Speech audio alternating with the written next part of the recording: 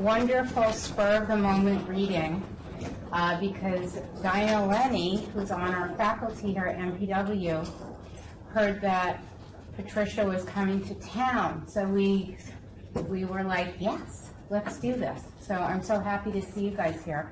So as you know, MPW is a multi-genre creative writing program.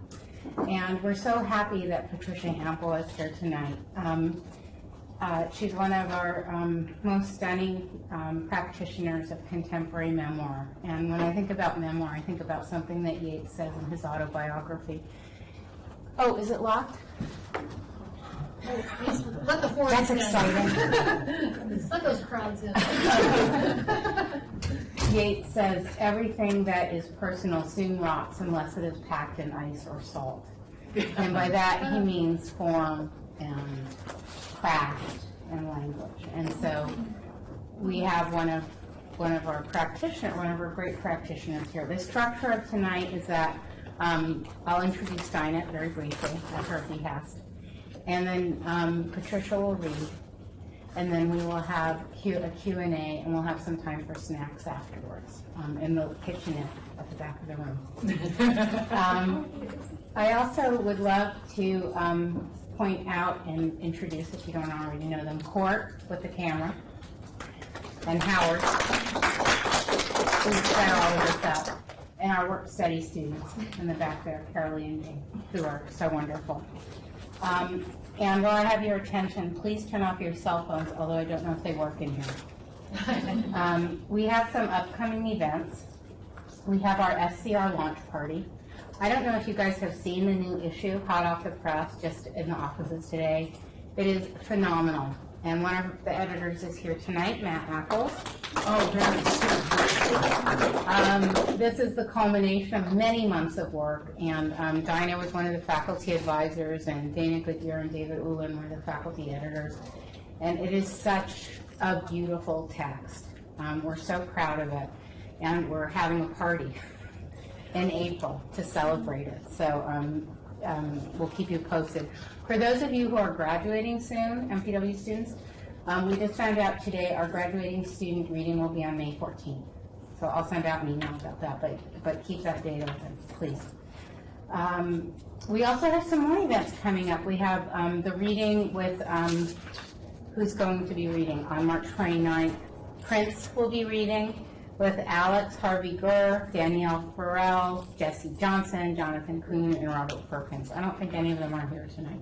But anyway, those MPW students will be reading with Prince at the Grove, so that will be a lot of fun.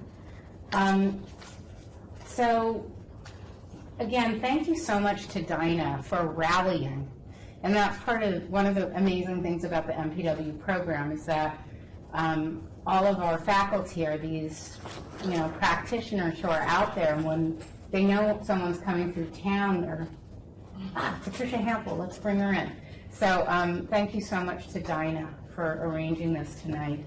So Dinah is the author of Bigger Than Life, A Memoir, which was published by the University of Nebraska Press. And her new book is called The Object Parade. I think it's a great title. It's forthcoming from Counterpoint Press in the spring of next year, spring 14. So Dinah's been teaching here at MPW for several years, and we're so lucky to have her. Probably, I think her class is here tonight, so you know that her enthusiasm and her sprezzatura are something that we all sort of look to with great admiration. And she's written many artful sentences in her essays over the years, but one that I think about every day. And I love this sentence so much. It's just one sentence, but it just lives in my memory. She says, I realized I had the wherewithal to burnish the daily to a high sheen all by myself. Please join me in welcoming Dinah Lenny. My sprezzatura, where did I leave that? So you guys, this is great because it's like we're having this private audience with Patricia. Thank you all for coming tonight. Is it 5 books of nonfiction or 6? 6. Okay, Patricia Hampl teaches at the University of Minnesota. She's the author of 6 volumes of nonfiction and 2 of poetry. Her many, many honors include a National Book Critics Circle Award, grants from the Guggenheim Foundation, from the NEA, as well as a MacArthur Fellowship. You guys, most of you, many of you know how I feel about Patricia Hampl because I've been quoting and assigning her work as long as I've known you and as long as I've known about her. And it's not just that I send you to her for guidance and solace and inspiration and metaphor. I promise you that it's where I go myself for all those things. It's Patricia Hampl who wrote, "A painting must depict the act of seeing, not the object seen," which, ask anybody, is as much about writing as painting. And she wrote, "I write to find out what I know," which, clueless as we might feel on any given occasion, encourages us to try to do the same. She wrote, "A careful first draft is a failed first draft," and that's so reassuring and inspiring. She wrote, "Memory impulsively reaches out its arms and embraces imagination," and I think that's kind of permission giving. I hope we'll talk about that later on. "Maybe being oneself is an acquired taste," wrote Patricia Hampl, and some of you read that just recently, this week, right? And maybe it made you feel a little less lonely. I know it did me. And from that same essay comes this especially useful bit of instruction. "It's a quirk of memoir that its narrator can never be its hero," which is so very true. But it's also true, come to find out, that its narrator can absolutely turn out to be somebody else's hero. So we're very lucky that Patricia Hampl, my hero, is able to make time to be with us tonight. And I want you to help me welcome her. And she'll read for a few minutes. And then Wow. I'll show up anywhere where you introduced me. It's great to be here, and to be here from Minnesota, so you can imagine how happy I am. And I'm here with another Minnesotan, a wonderful poet named Rose Johnstone Weinstein, who makes it possible for me to get here in the wintertime. That line, "maybe being oneself is always an acquired taste," when all my books are out of print, when everything has gone to smithereens, that one line might possibly survive, because in Iowa City, they had some program a few years ago where they took quotes from people who had graduated from the Iowa Writers Workshop or who had taught there or whatever, and they incised it into the sidewalks in various places. And they didn't let you choose your own line, but they chose that line for me, and it's in front of the public library. So I always think, never mind if my books go out of print, I'm in the sidewalk. I am literally carved in stone.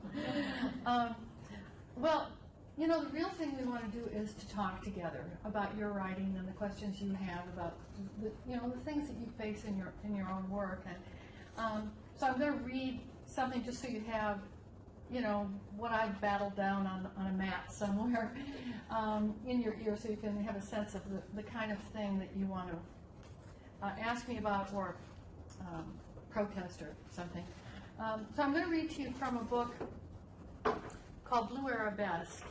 And this is a picture of Granta Delacroix. And I did love it when they chose to put the backside on the front. And a wonderful writer named Francine Prose said, "Trish, asses sell books." So I don't know if it did that well for me, but anyway, we were doing what we could. This book is a lot about being fast. It's in a way an essay, but it's essays are written in the first person voice, and they have a memoiristic quality, but they aren't like about your mom and dad necessarily, or about how you got to be you. And this one is sort of about art, and the hero figure of it is Matisse, the great French painter whom I love. And of course, the real reason I wrote the book was because I had to go to France a whole lot. Just had to do that for research. But this particular thing is also about the whole idea of the exotic and what is exotic and who makes whom exotic. And so I've written about that here, and the piece I'm going to read you is about a trip, a little incident in a trip to Israel that I took. And so it's not particularly characteristic of this book, but it at least gives you a sense of how I work with narrative. So I've already been writing about the whole idea of the East as a concept, a romantic concept. And so then I said, and one of my own excursions to the East, the reenactment of the search for the exotic, the other, whatever it's called now, a week into the friendship tour of Israel, with a brief detour to Petra in Jordan. And I asked to be taken to the hospital. I was possibly dying, and I thought I should say so. Our guide, roaming the hotel to round up his charges for the morning tour, looked down where I had flung myself on a low, padded bench against a wall in the pretentious lobby and laughed out loud. Hooted. Then he turned and walked away down the desert-colored marble corridor that swam with ominous gold light. I'd been stricken suddenly. The day before, we had done Masada, stopping first to float in the creepy buoyancy of the Dead Sea. Then back on the bus, passing Qumran, but not stopping to see the caves where, in 1947, Bedouin shepherd boys looking for a stray goat had found the Dead Sea Scrolls rolled up in ancient amphoras. I had walked without trouble to the top of Masada Citadel, surveyed Herod's realm in the fierce high wind, and readily imagined the Roman armies advancing mercilessly across the terrible openness of the plain, as our guide described feelingly the mass suicide of the Jewish forces as they faced certain Roman victory. This is the landscape, I thought, that gave religion God out of the whirlwind, God as whirlwind. Then, as we all stared out, stung as our guide intended with elegiac sentiments, he murmured as if it were a minor footnote of no great matter that the historians now dispute the suicide story. A legend, he said airily, but a beautiful one, yes? Then his usual gesture, a finger tapping his gold wristwatch on his upraised arm. We must get back down to the bus.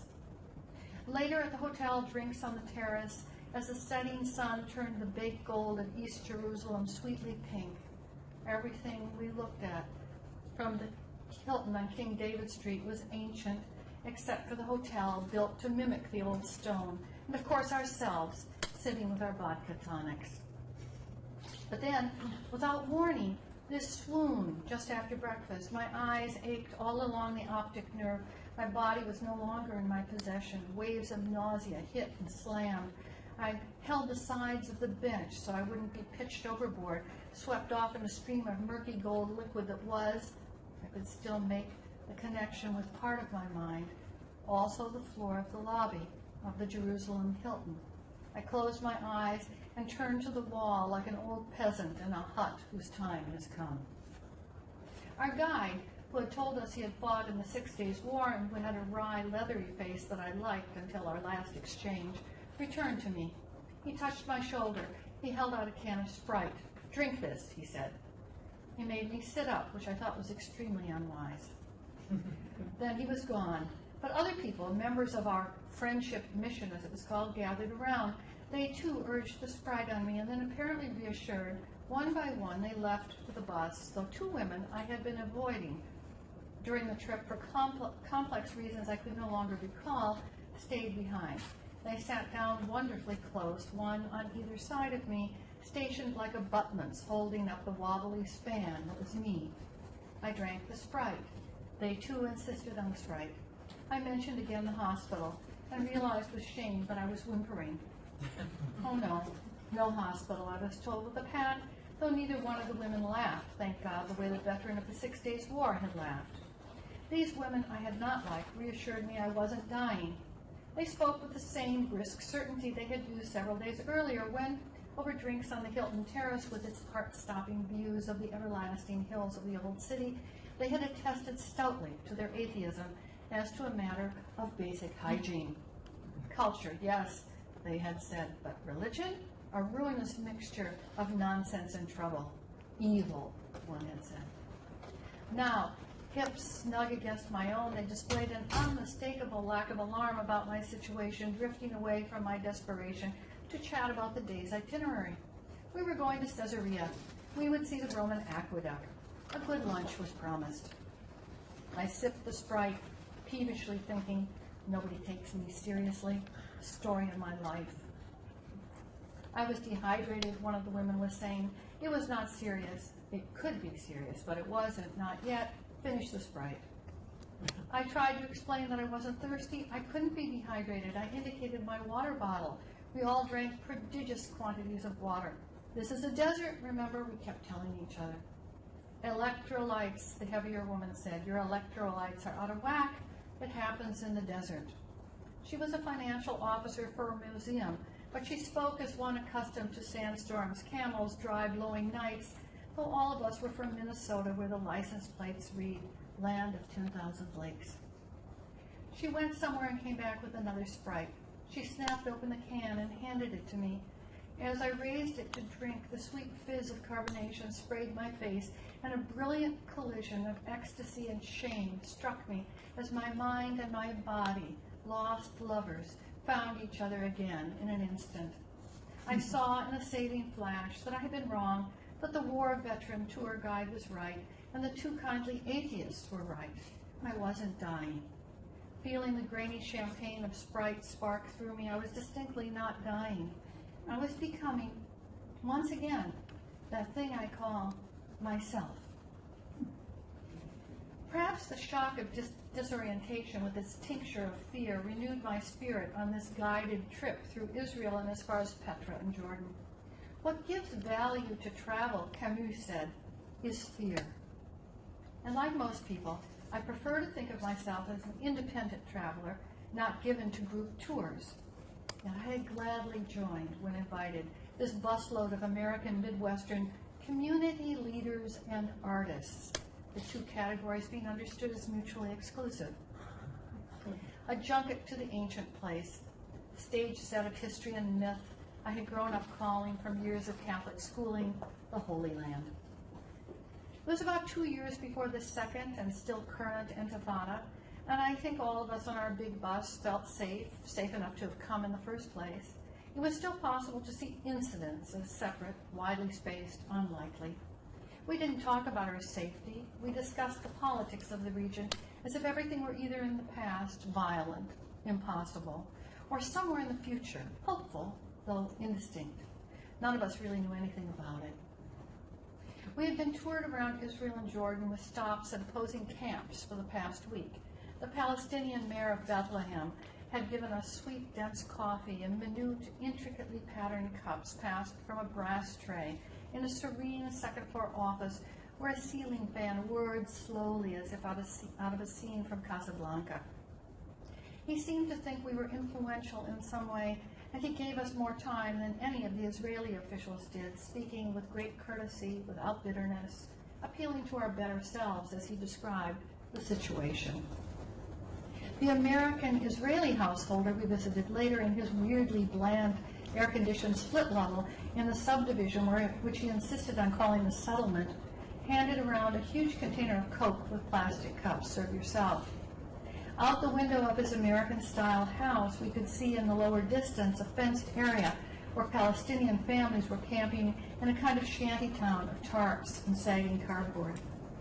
Camels and SUVs, the persimmon walls of Petra, the depressing vacancy of emotion I had felt at the Church of the Holy Sepulchre, the groaning buffet tables of the Israeli hotels, the conservative Catholic op-ed page paper from Minneapolis who said loudly to the Holocaust survivor before we were taken to tour Yad Vashem, "I'm not going along if this is intended to make me feel guilty."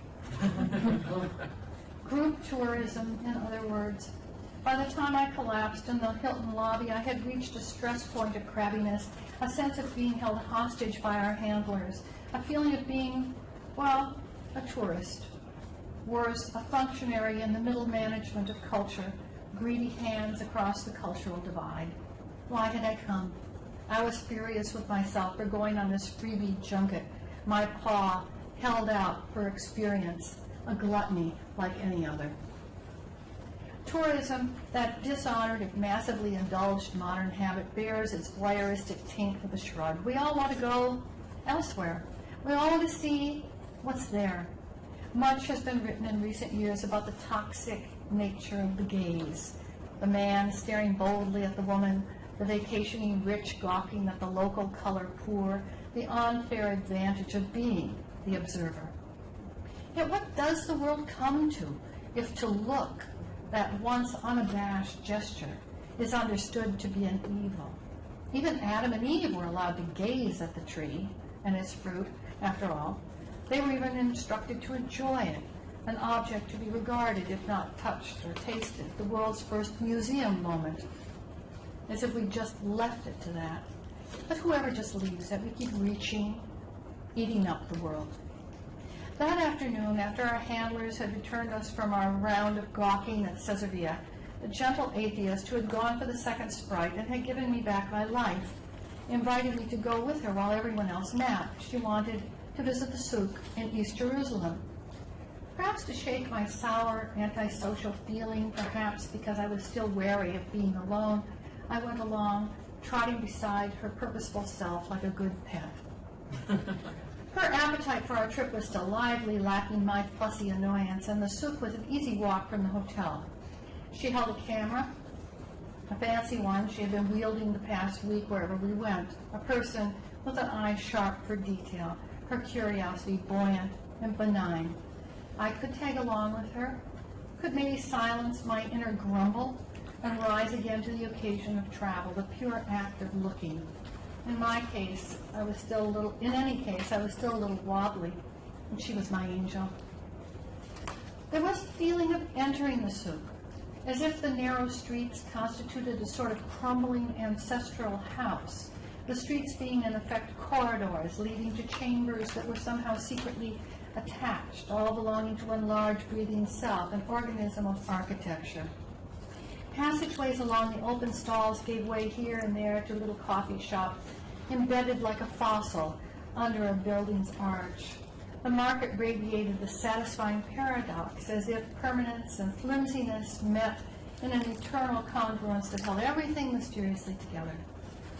It was deeply satisfying to walk along the passageways, taking in the ancient buildings where people still lived in dark, cave-like apartments, cool from age, not air conditioning, the collapsible-looking market stalls on the ground floor spilling into the walkways, their corrugated roofs sloping, creating dusky interiors, produce and wares piled along the common hallways of the streets. We allowed ourselves to get lost, reassured by the landscape of fruits and vegetables, the sharp sniff of coffee, the dust of sugar from the sweets on display, milled chickpeas, baskets of speckled beans, lacquered olives, and stone vats.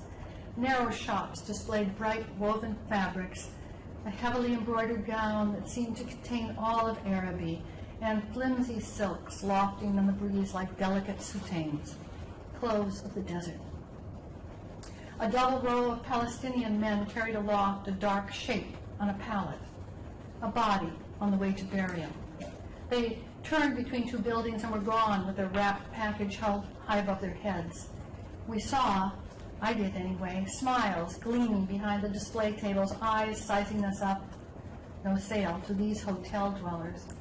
But mostly it was a refreshing, non-human moment, just the vegetables and us, the pleasure of passing along the brilliant stalls, as if through a pure element without any meaning beyond the delight of color. Then my companion came to a halt, seized by the display of a spice merchant.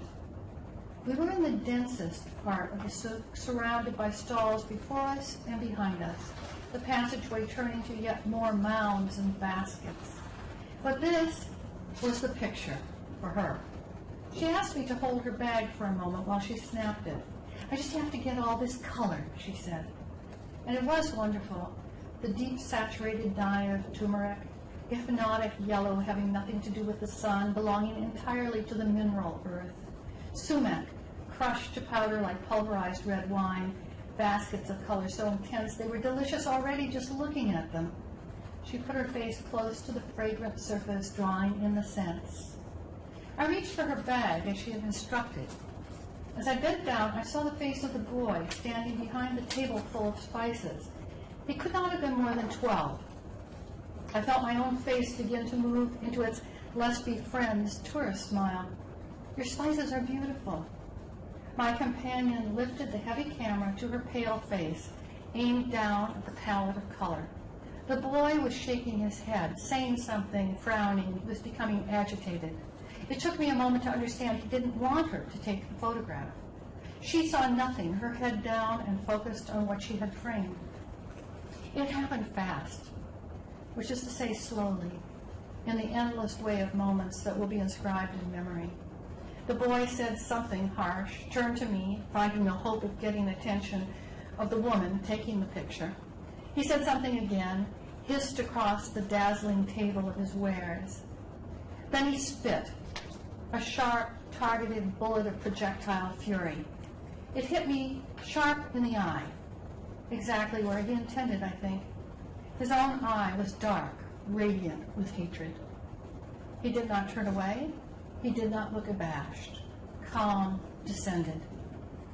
I knew with that uncanny knowing of real experience, so this is why I came, for this. Real travel wants to be dangerous, wants to smoke out the truth of the other, providing, of course, you get out alive. I put my hand to my face, astonished, my fingers damp with his thick wrap.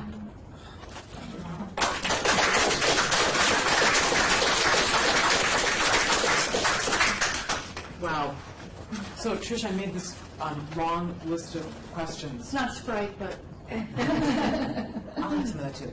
I made this long list of questions, but of course the first thing I want to ask you now is, and we talked about this a little bit at dinner, but memoir or essay? well, that is a vignette, and it's a narrative. Because if I were to read you all the thinky parts, the long essayistic parts, it wouldn't be as much fun to listen to, maybe. So this is memoiristic, but it is placed like a little mosaic piece inside what I consider an essay. And also the other thing I would say is that it travel writing, which has been at the heart of a lot of what I've written, but not everything, becomes a form. Because, our most ancient metaphor is life is a journey, right? It's such an ancient metaphor. It's a cliche. Nobody says it. But cliches become cliches after long, hard work at their analogical work. And so the fact of the matter is that once you have a character on a journey, a literal trip of some sort, you, the reader, immediately feel something is going to happen, something's at stake, and something is formed. Either I'm going to get there, and I'm going to come home, or I'm not going to get there, and that's going to be a problem. But there's something at stake in the whole idea of travel. That's usually form can be very, very simple. I remember one time I was editing a book of poetry, and it was poetry of Judaism, Christianity, and Islam. That was what it was. And in fact, my friend Rose Johnstone was, you remember that, was the permissions editor for that project. And they wanted me to organize it according to different categories of religion or sort of religious-y, spiritually things. And I thought it was so boring. It's so arbitrary. So I said, no, I want to do it morning, noon, and night, because these are the prayer times of these three religions. And also, we already have a relationship with morning. Well, we have an emotional and psychological relationship with each of these parts of the day. And I've always been pleased that I did that. So I think that simple forms are good. That's way off what you asked me. But No, that's great.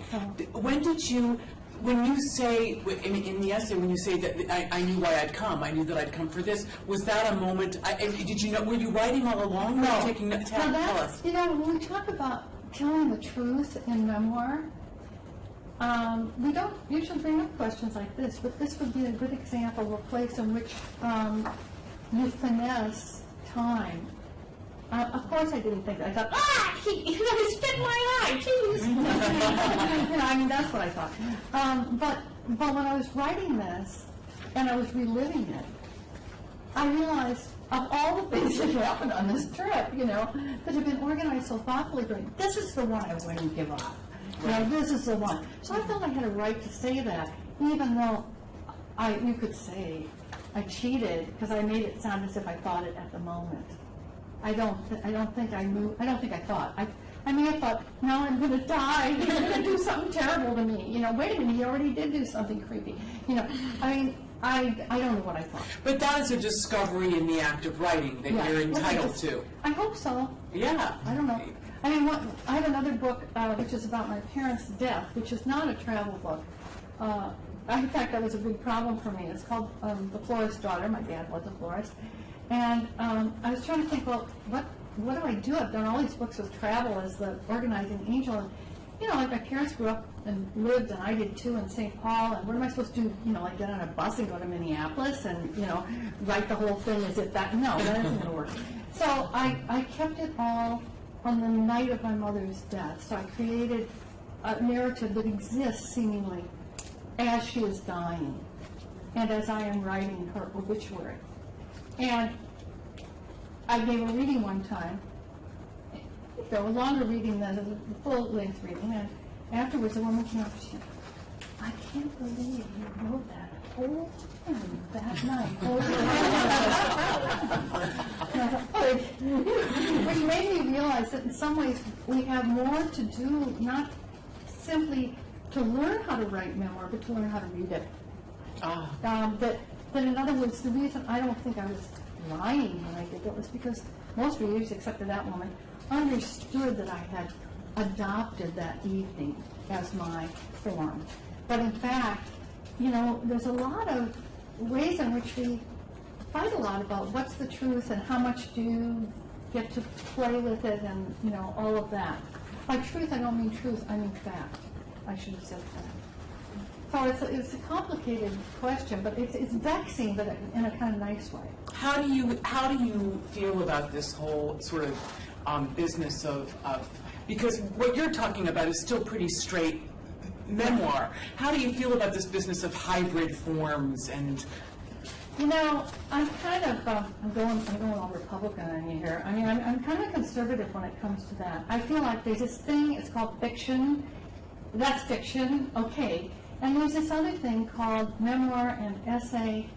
And the real problem, and this is not my thought, but one that I adhere to, a woman once said that she thought that our problems with fiction, not with fiction, with memoir and with essay, came when we decided to house them under the umbrella of nonfiction.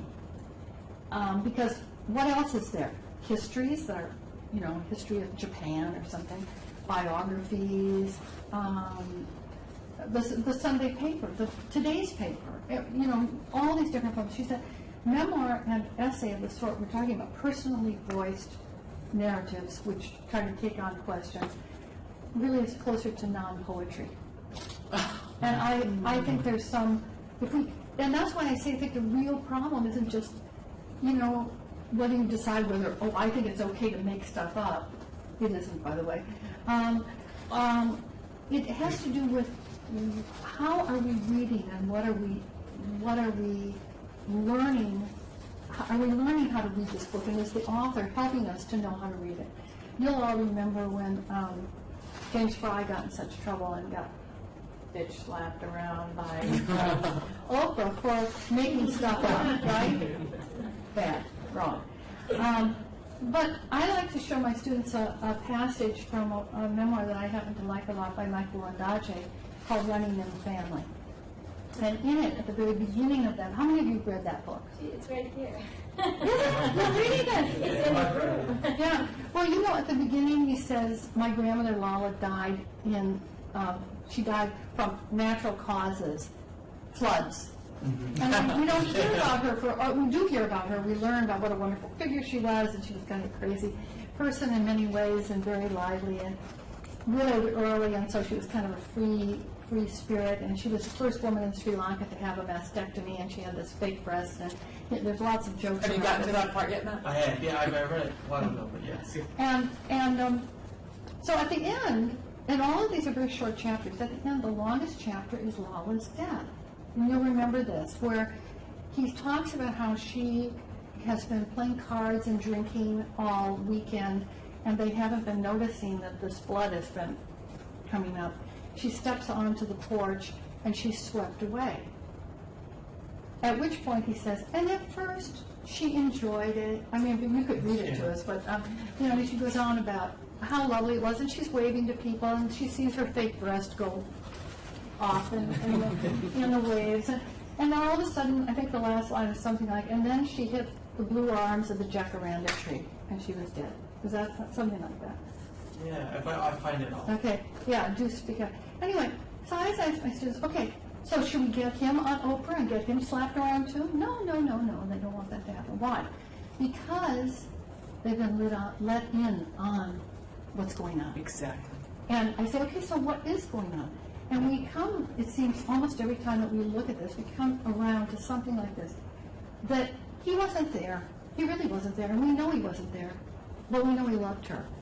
And he wants to sort of imagine his way into her death and to be with her and to give her the kind of death that her spirit deserved. So we know it's all about him honoring her, not about him recording on her. And he's not pretending he was there for a moment. It's not as though he's claiming to have been there. So the key is, are you writing a chronicle, as James Fry said he was, and lying about it? That's just called a lie. It's not called fiction. It's called a lie.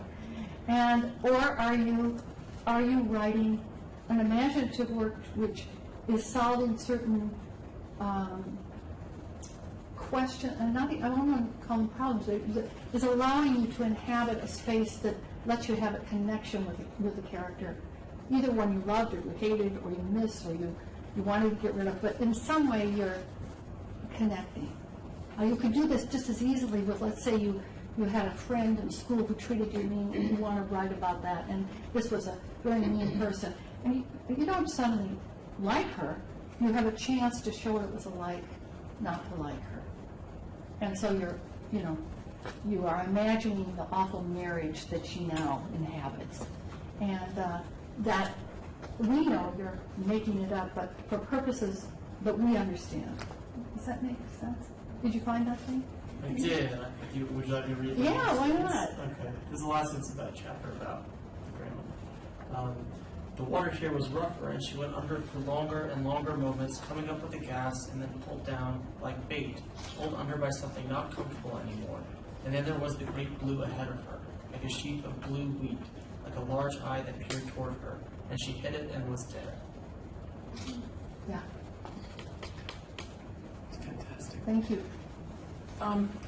Tell us about, I have a million questions now, but tell us about other influences like that for you. What sort of got, I know you started as a poet, but what sorts of, who were your heroes? Who got you thinking in this vein?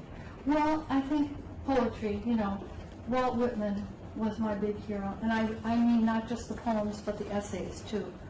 I grew up, when I say I grew up, I mean I was theoretically already grown up, but I mean I was a young writer starting out during the Vietnam War. And so for me, to find a way to be both, and on its heels came feminism. And the idea that you could write personally out of your own life, but at the same time say something that, like Whitman did, about what it was to be an American, or not even what it was to be an American, but what is America. That was a big thing for me. I wanted to be able to do that in my own way. Also because I came from the Midwest, which was flyover land, Nowheresville, It was a big deal to me that Robert Bly and James Wright wrote poems like, For Light Around the Body and Silence in the Snowy Fields, Branch Will Not Break, and Shall We Gather Around the River, poems that had the place names of places I knew. Uh-huh. It's hard to explain why that was so important now, but it was at the time, because at that time, if you were a young person where I came from, I'm now told that Minneapolis and St. Paul is like a big cultural place, but at the time it was like Nowheresville, and you wanted to go to New York. or San Francisco. Those were the two places. And so the idea that they were writing about that really made a huge difference. It's hard to explain how important it was. More important, frankly, than women writers to me was just those place names. And place has been big in your own writing. Yeah, it's just sort of like wherever you are. And then I used to love Chekhov, and I thought how Chekhov, you know, he wrote about all these out-of-the-way places, too. That was really important to me. I loved Catherine Mansfield, particularly the short stories that were a little more gauzy and shapeless, not her perfect, as she called them, problem stories that had, were her perfect stories. Interestingly, there never used to be an anthology of short fiction that didn't have The Garden Party in it by Catherine Mansfield. Now you don't see that story there very much. If she is represented, it's usually by Prelude or At the Bay, which are much more atmospheric stories that have a much more memoiristic tone to them. So it's kind of interesting to see that. So those were important to me. Talk about art and music as Yeah. influences too. Yeah, well, I started as a music major, piano performance. I wasn't very good. And so, I trudged over to the English department after a year and like all the failures and looking for something else. And I could write better than I could play the piano. So, but I think that the lyric quality of music, the idea of just, I don't want to say tonal, because I would say it was more melodic quality was important to me. I was struck when I was reading this, which I haven't read for a long time. It got on my nerves a little bit, that it felt a little it was too carefully written, I felt, and I thought that was a little too much music, a little too much music. So do you do that? Do you read your own work and want to sort of go back? Well, it's too late. There it is. I do now. I look at it and I think, well, there's something to think about for the next thing. Not to be quite that careful, because when you read that thing about a careful first draft is a bad first draft, I write careful first drafts. Oh, do you? Yeah, I have a real hard time just letting it all hang out. Do you? And I think it's really important to do that. I think a mess is a good thing. You can always take it away, but you can't. When you've made it too tight, you can't get raw. Can you talk about one of your own essays that surprised you because you allowed it to be a mess? Let's see. I'm actually thinking about they've read Memory and Imagination, and it's what the sort of talk about writing, because you do that a lot. Yeah, that poem is interesting. A little slip there. That essay. I actually think the conversation about the question of memory and imagination has gone well beyond what I wrote there. And I think but when I wrote it, it did feel like I was doing something a little fresh, and I was trying to make my way into understanding. Because, this might be interesting to you or to the students as well. After I published my first memoir, which, P.S., I did not know was a memoir. It didn't have the word memoir on it. It was just an odd nonfiction book. Did you know what you were writing when you began it? I knew that I was going to write, I thought, about my grandmother. And I went to Czechoslovakia, which it was then, during the Cold War, behind the Iron Curtain. And that's where my family had come from, and I went there and I wrote a book about sort of the lost life of immigration. And it's hard to explain what it ended up being, but anyway, I wrote that book, and it had a lot about my own childhood growing up in St. Paul. It would now be easily seen as a memoir.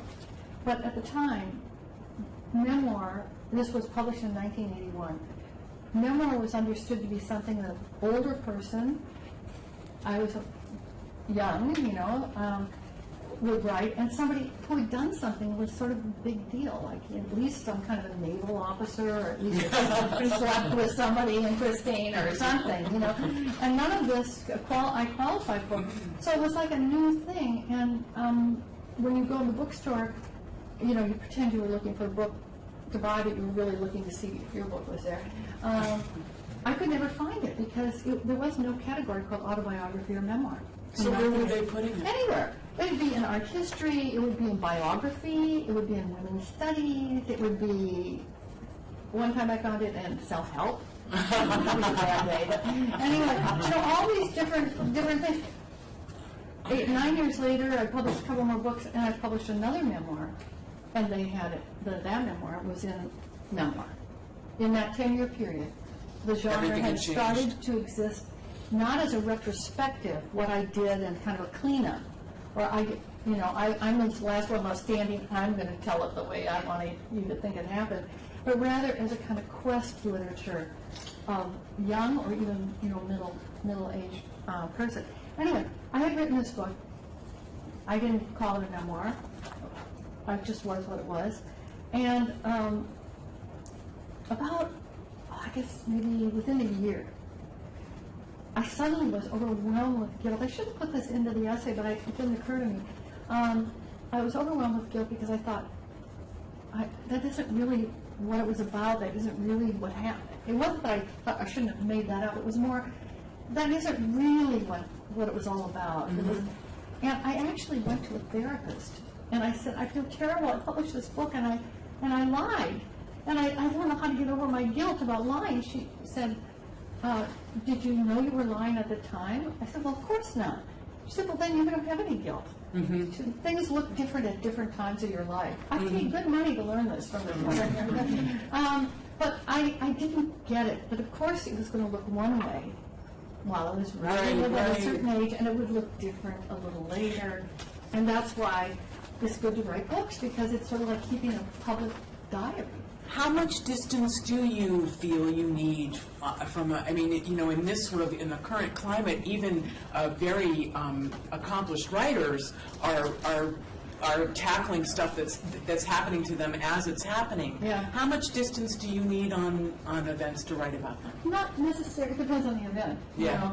There's stuff that's in here that happened, within a week of when I'm writing about it. Uh-huh. But then there's other stuff that I may go to my grave never writing about because I don't figure out a way to do it.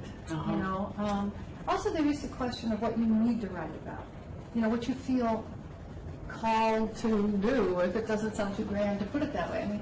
There's lots of things that I don't write about that might be of interest narratively, but maybe I don't want to write them about because I don't want to talk about them. I just don't want to. That's okay, isn't it? How much does it have to do with what other? Is it because you're not interested, or do you consider how other people are going to feel about it? Maybe I don't want to hurt my brother's That's feelings. what I wanted to ask you. No, That's what I'm getting I think at. that certainly plays in there. When I wrote the book about our mother and father, I cannily dedicated it to my brother. He couldn't very well dislike it, right, when I dedicated it to him. And he did like it. But there were certain things that I kept out of it. Partly, a book is a book. It's not a life. And there are certain things, even when it's about your mother and father. My brother plays a very minor role in the book. He's there partly because I have to know him. Mm-hmm. But the ways in which he drove me mad aren't there because he wasn't part of that project. And now I don't have a desire to out him as the jerk he was when I was a kid. Uh-huh. Maybe someday I'll find a reason for wanting to do that, but I don't right now. And in the book, I didn't just do it because I didn't want to protect it, because I wanted to protect him or his awful wife, who's even more somebody I could write about. No, but because they didn't suit the project. Right. Right. They weren't part of that story. Right. And if they were to come into a project, would you be able to, have you been able to hurt people with the work? Well, I have succeeded, I'm afraid. In fact, I did write an essay about this called Other People's Secrets. And it's, in a sense, of all the genres that we work with and across, the one that has the most, that is predicated in our times most on ethical questions more than simply artistic questions, is various forms of personally voiced nonfiction. And the two goalposts in between which we play are you telling the truth, Or can the truth even be told? I mean, are you able to get your mitts around it? That would be the memory and imagination question. And then the other one is, what business do you have? What right do you have? And those questions are not exactly artistic questions, although they kind of slop over into being them.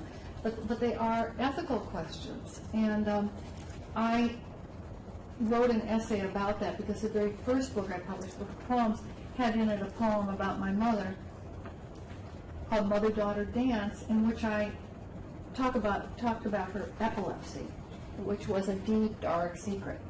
She came from an age when she could have lost her job. There was even a time in Minnesota when epileptics couldn't get married. They had to go to Iowa, the great free state of Iowa. And so she, who was a big, you know how they talk about stage mothers, my mother was a page mother. She loved it that I was a writer, and she was so excited that I read my first book. And so I gave her the manuscript, started forgetting that poem was there, or conveniently forgetting. And she called me the next day, you can't publish that poem.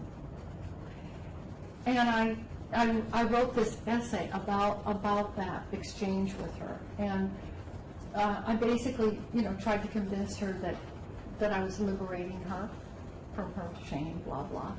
And then when that didn't work, I said, hey, nobody reads poetry anyway, so that got me nowhere. And so finally, I reversed field and I just said, Mother, if you don't want me to publish this poem, I won't. Just sleep on it. Let me know. Click.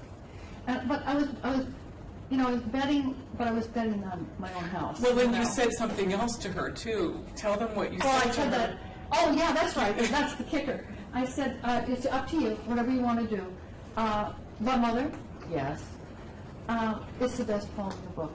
And so the next day, and Rose knew my mother, she called me and she said, oh, you can publish it. And I then went around to schools, universities, and places.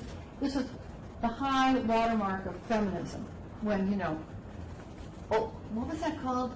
Breaking silence was the big line, that you were supposed to spill all your beans. And I was getting invited yes, I had liberated my mother, blah, blah, blah, blah, for telling this. And a woman, actually from California, poet, was writing about this, and she called me up one day, this is pre-email, and she said, that story you told when she came to visit us about your mother and how you liberated her? And as I was hearing it come back at me, I thought, what the crap? I can't believe that. And so I called my mother, who was still living at the time, and I said, do you remember the poem? And she said, oh yeah, she remembered the poem. And I said, did you, give me the permission because you, thought it liberated you, and, or because you loved me? Because I loved you, I always hated that poem. So what did I do? I went and wrote an essay about the whole thing all over again. I mean, it's shameless, And then the last line of that essay is the last line of the book, because it's the last essay in the book, is "Stop me before I kill again." Yeah, I love that line. I've lost friends, and you never know who's gonna be mad at you. Well, it's true. I always say that I don't write about my husband because I want him to.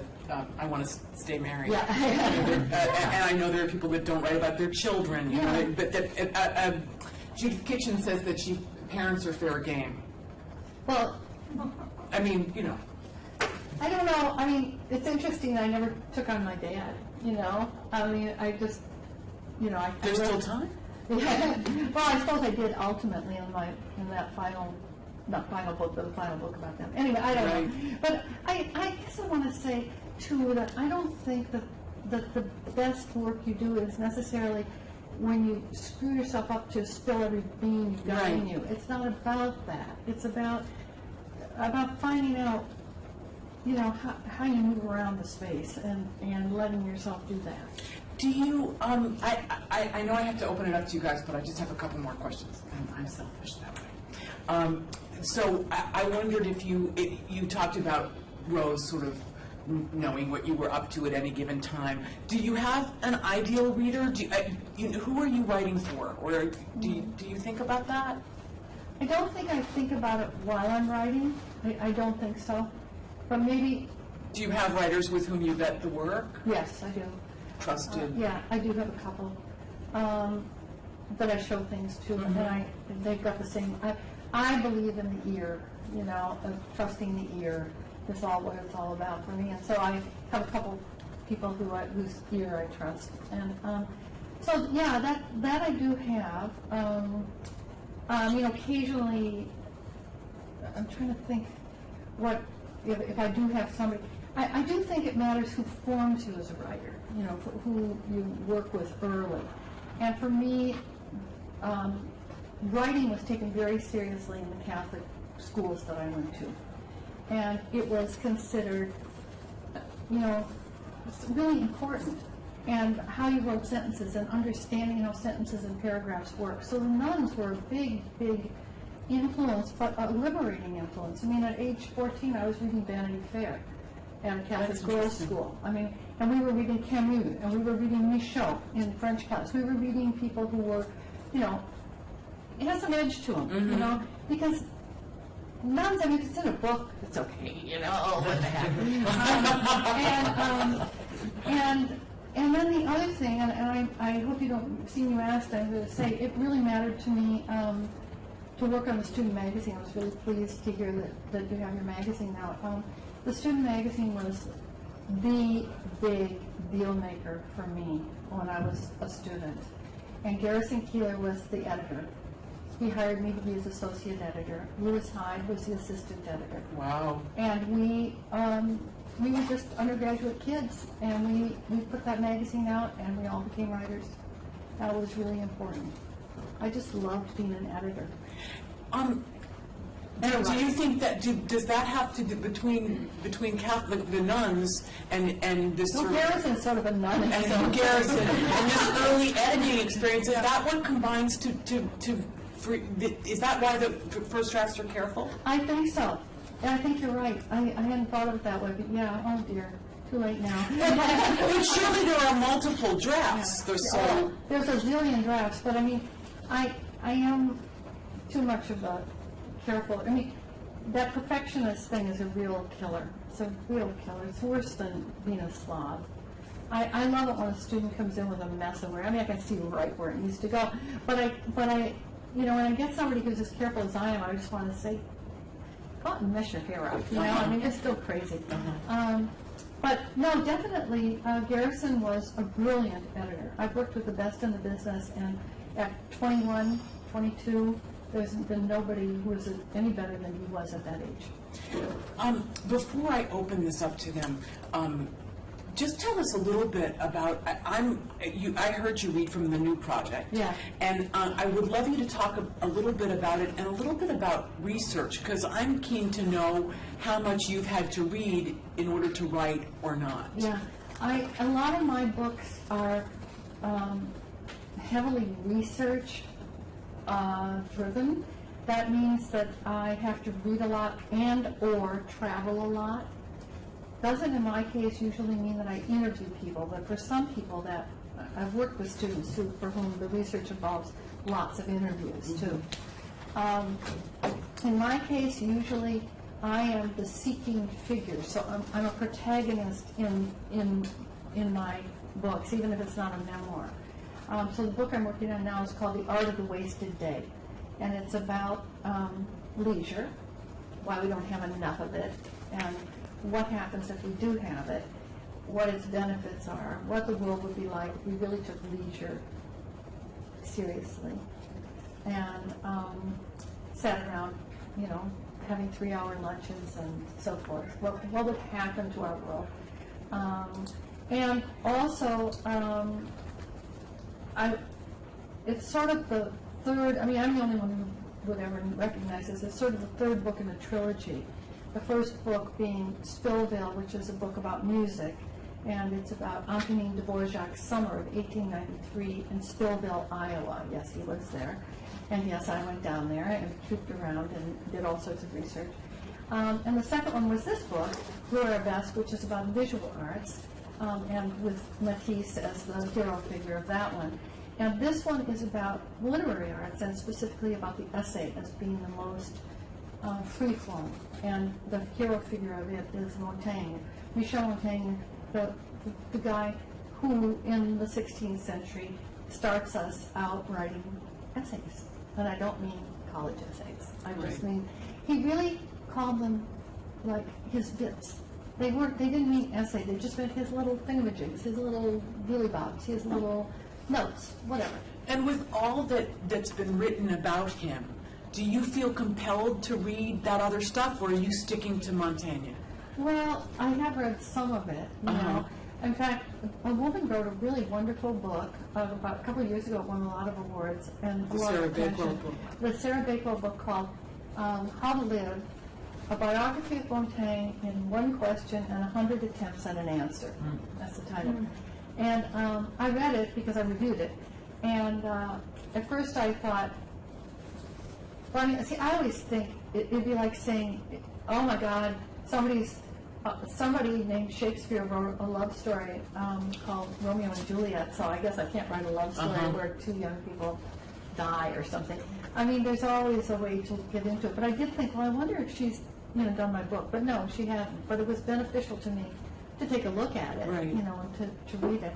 The one thing that she had that I still haven't, I don't mean the one thing, but I mean something she had that I don't yet have, she had a real formula for her book. There's one question, how to live, and then she could just go through those 100, she could write her little squibs, and I haven't kind of found my full form yet. But my frame, or my whatever it is. But that could occur at any point on the graph, right? I mean, one of the reasons, do you find that you write yourself into whatever that structure will be? What I've decided, not for the first time, but what I've decided, again, I have to do this time, is I have to just keep writing pieces, and then I'll see how they come together. I do know what the very beginning is, I do know what the very end is, but I don't, the really important thing is, that I have to do is to jump, or it won't make any sense if I try to explain to anybody else, but I have to do something next before I can keep going. I don't quite know what it is. And that's interesting. Or, I mean, I want to keep going, but I'm going to let you guys ask questions. Josh, tell me what you're writing, just so I get a sense where you're coming from. What I'm writing, I'm in Diana's memoir, Patricia Hampl. Okay. but Josh somehow I had Josh early on, and he came to us in nonfiction and left me. So he's gone to fiction. He's gone to the dark side. So, just to say, he's also a fiction writer. Yeah, okay. I just had a question about first drafts and careful or not, and the piece that you read tonight, and when you sort of established your dehydration episode, or however you might call that, as sort of a way in or a piece of framework, was that something you sort of thought about when you were thinking about writing it, or did you come to that afterwards? I didn't, when I went on that trip, I was not yet writing this book. Right. So the way I'm reconstructing this, and I'm not sure how absolutely accurate this is, but I think it's right. So if you remember at the very beginning of that thing, I said, well, what about my own excursions to the East?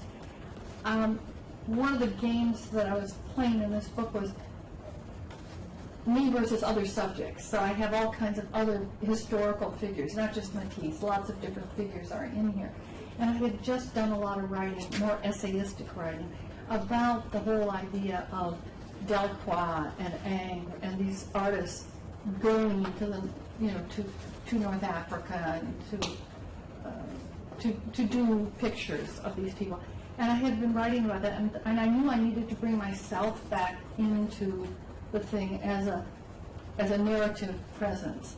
And I just remembered, I mean, I haven't been to that many places in the Near East. I've never been to North Africa, for example. I've been to Saudi Arabia, of all places, and I've been to Oman, but not before I'd written this book.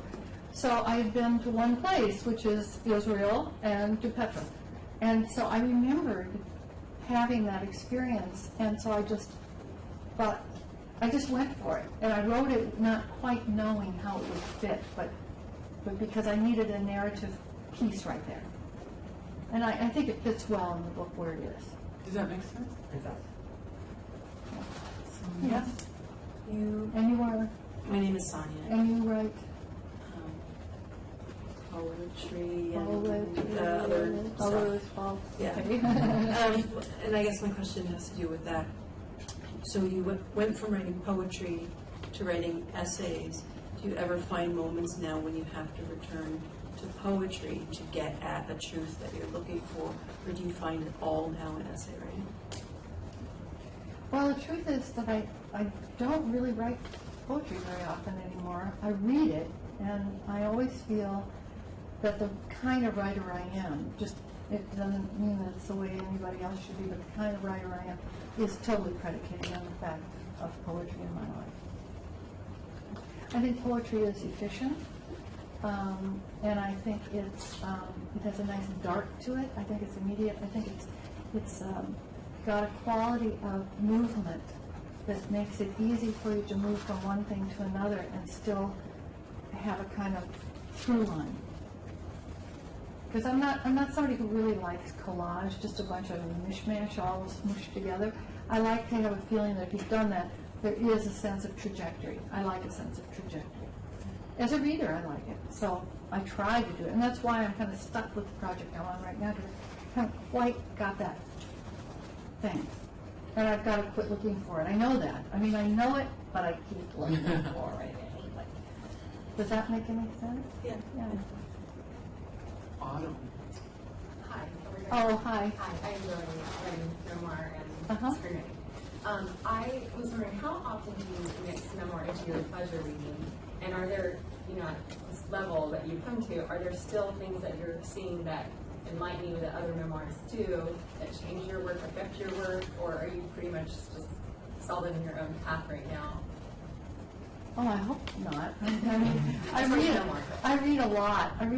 And I read a lot in different areas. I read my students' work, so I kind of see what people are doing who are, coming along with a stronger sense of what memoir is behind it, because they've come up in the last 20 years. I read, I judge contests and things like that, so I get to read books that are new that I might not read otherwise. And I'm a big believer in rereading. The famous line of Nabokov is the only real reading is rereading. And so I do go back over things a lot that I've loved in the past and savor them. And I do benefit a lot, and I like to look for the architecture of things. I mean, sometimes I'll think, oh, how great that is that she understood she had to go from childhood to a scene way later in life, and that by doing that right next to each other at the beginning of the book, it gave us the whole arc of what's going to happen in this book, or something like that. I might benefit from that, instead of thinking, okay, logically, she would go to her next stage. No, she didn't do that. She skipped it all, so that we wonder, how did she get from that to this? Mm-hmm. So things like that, maybe I benefit from. But have you always gravitated toward the memoir? As far as choosing to spend so much time writing in it, is that like if there's an array of books, you usually look at the memoir first and No, I don't think I do necessarily. I love the short story. I mean, if Alice Munro has a new book out, I got it right away. And I love William Trevor, and I'm really, I love, there are a lot of people writing fiction and nonfiction. As a writer I've come to like a lot, called Mark Sloka, who I think is really good. Group around now, I'm going to get to know Dinah's work now. So, I would say I like fiction. I also like to read about stuff, about subjects that, like I'm reading right now a book by Karen Armstrong. I first read her about Islam because I didn't know anything about Islam. I'm reading a book called The Case for God, which is sort of the history of God in human Western, particularly, history. But how did we come up with this idea, and what's this idea meaning at different stages? So I like books like that. Yeah. Erica, Yeah, I wish you would. I'm Erica. Hi, Erica. I'm working on a full-length memoir, but I started out as an essayist, and I'm curious to know, what do you see are the issues, the differences, the issues between writing essay and full-length memoir? I know you started in poetry, and I don't know if you moved. And I've written a lot of, excuse me, just to say, I've published quite a lot of short fiction. I've never collected it in a book, but I do have a lot of short stories I've published. But did you start as an essayist and then move into the longer books? No, I didn't. I was a poet, and I then, we've written some essays, but I mean, just in the way that poets do write them, just about poetry or whatever.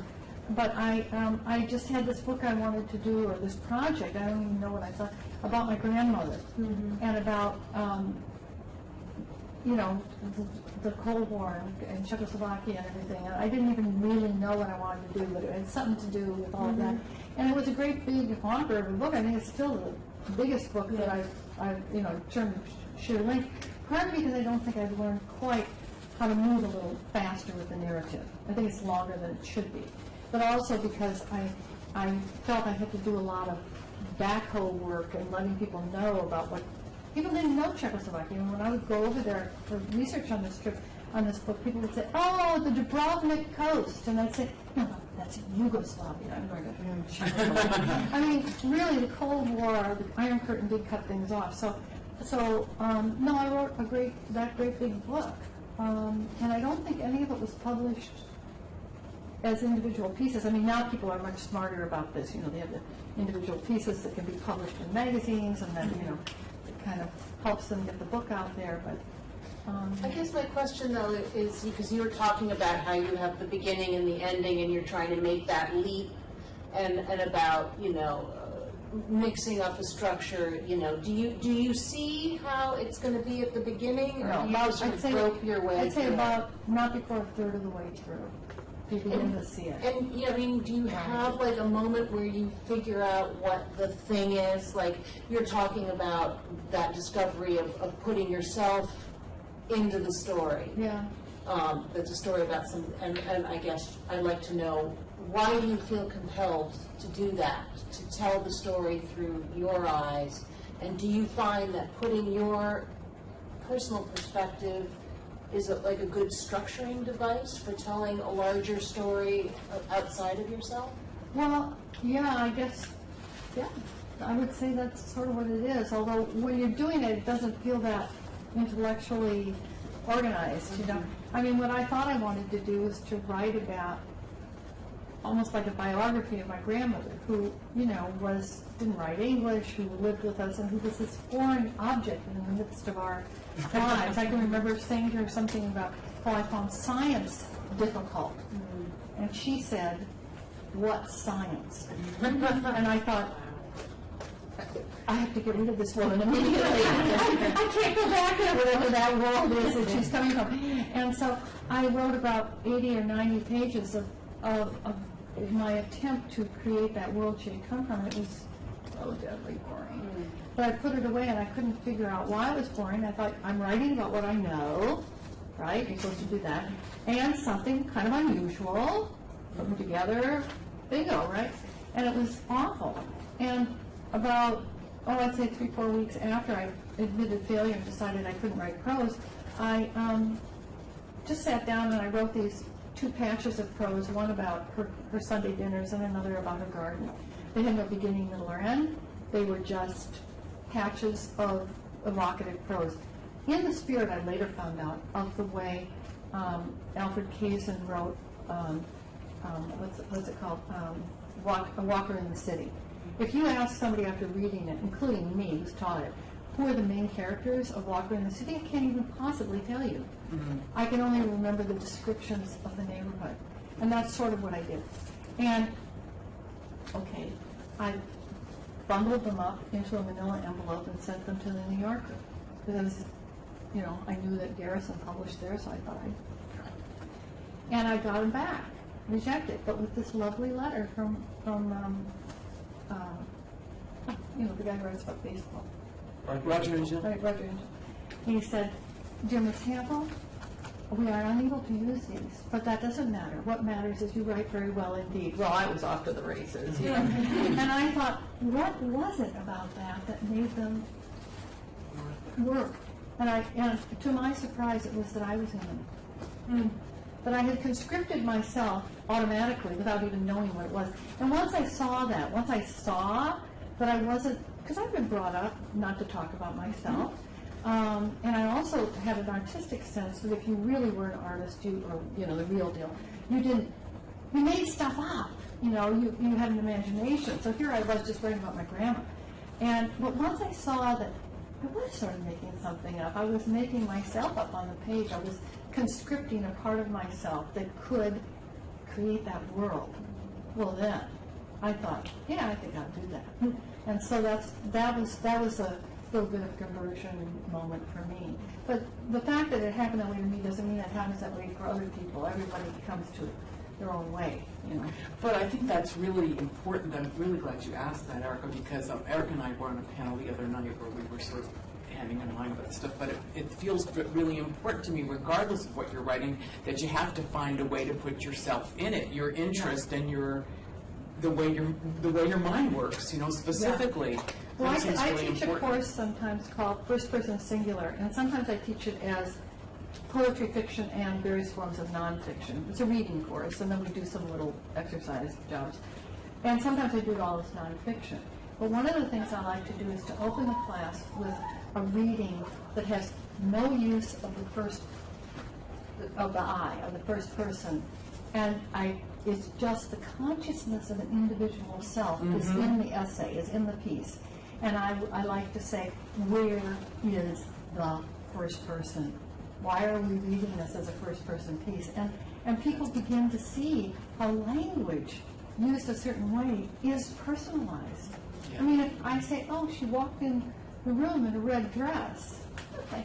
But if I say, a tall woman swaned into the room in a crimson dress, then it's just a little bit more, I put my own, how in sports they say, put a little English on it?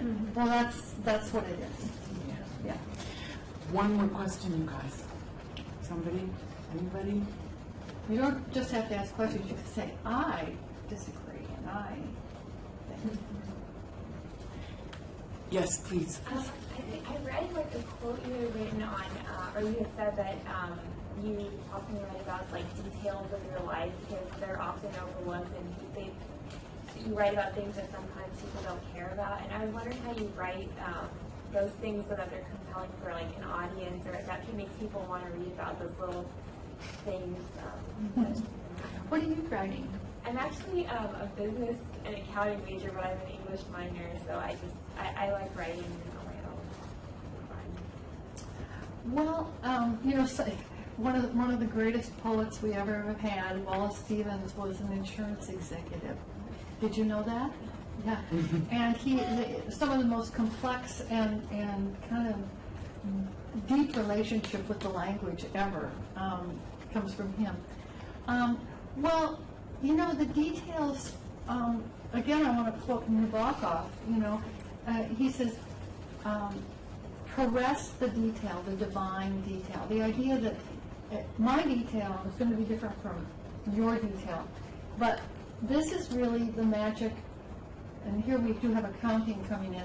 The economy of literature is based on the fact that if I genuinely write my detail and you read it, you don't just get my detail, you get something of your own consciousness out of it. I remember when I wrote that scene about my grandmother's Sunday dinner, and I read it, reading is the way I read this here, I got used to people coming up to me afterwards if they came up and say, oh, I love that description of your grandmother's dinner.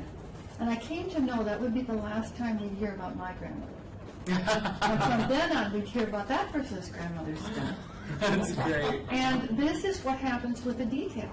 And it's just what the detail is where you're brave. They talk about, oh, it's such a brave, or, it's a risk, taking risks. Sometimes it's a risk to describe something so unimportant that you don't think anybody cares. The risk is not usually telling something you think is a big secret. The risk is taking something that's so little nobody cares, but you care. So, does that make a difference? Yeah, thank you. Trish, thank you so much for coming What to a see joy to us. be with you. You're so generous. You are, is she great or what? I mean, don't you just want to just keep jabbering when she asks you a question? Thank you, dear.